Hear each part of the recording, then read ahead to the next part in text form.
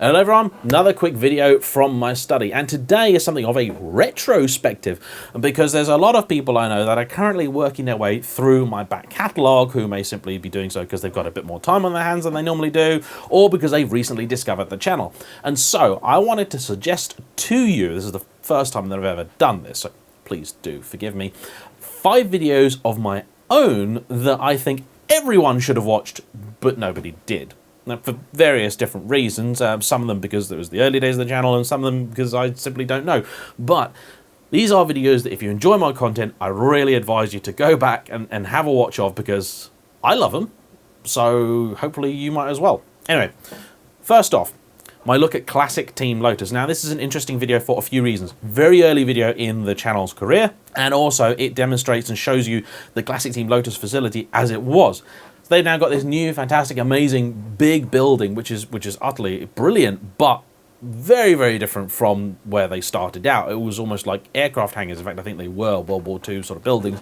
I spoke with Clive Chapman, Colin's son, about some of the things that are important to them, some of the challenges they face, and it's just a general look at the facility and some of the absolutely amazing race cars that they had there. So if you're a fan of classic Formula One or anything Lotus related, definitely go give that a watch. Second, I made a video with my good buddy Laurie from Laurie's Mechanical Marvels about how I make car videos. I get a lot of people asking me about how I actually do the videos, the reviews and things like that, and nearly none of them have noticed the fact that I actually made a whole video dedicated to that topic. It's a little bit out of date, but a lot of what I said in it still applies. So in the video, I talk about the cameras that I use, the audio setup that I have, some of the techniques for mounting up stuff on a car, all that kind of stuff. A very basic video, but hopefully it'll give you some broad information as to how a car video actually goes together. And I enjoyed making it. It was a little bit of fun, and it showcases one of Laurie's cars that he doesn't actually, I think, talk about much on his channel, and I know he absolutely loves. It's got his little 106 in it.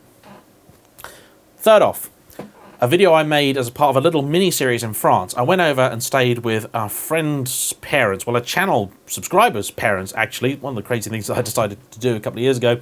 And they had a small collection of really oddball, crazy cars at a lockup in France. In there was a vehicle that I've always been desperate, absolutely desperate to drive, and that is a Ford Model T, which was, at the time, I think, 100 or 101 years old. That was special. I was being told how to drive it in French. I don't speak French very well, so I was kind of guessing how to drive a Model T. Anyone out there that has actually driven a Model T will know that it's not particularly easy, and it was a good, fun video with a little bit of Model T history in there and a little bit of me trying to work out how on earth all of that works. And it was a beautiful, glorious day in northern France. It was a surreal experience, so if you want to go and see me totally out of my depth, because most cars I get in now, I just drive them, but a Model T, it's not that simple. And when you've seen that video, you can watch my buddy Laurie's recent video where he did the same thing, but in North Carolina, where he got told how to use the car in English, or at least Appalachian American. So, lucky devil. Go watch that pair of videos if classics or vintage cars are your thing. Next up, my video on the Porsche 718 Boxster S. This was my attempt at humour. A lot of people liked it, but not a lot of people actually watched it. This was a review of my buddy James's parents' 718 Boxster S, and I decided to confront in the video one of the most common things that I get comments on whenever I do a Porsche video, which is how I pronounce the company name. Is it Porsche? Is it Porsche? You gotta watch the video. You gotta watch the video. I thought it was a bit of a laugh. Check it out. It's actually a really nice car as well, in Carmine Red, not Guards Red, which is a mistake I made in the video, but YouTube doesn't really let me make corrections these days, so. Finally, a recent video on an absolutely sublime Mercedes-Benz 190e Evo I Power Pack.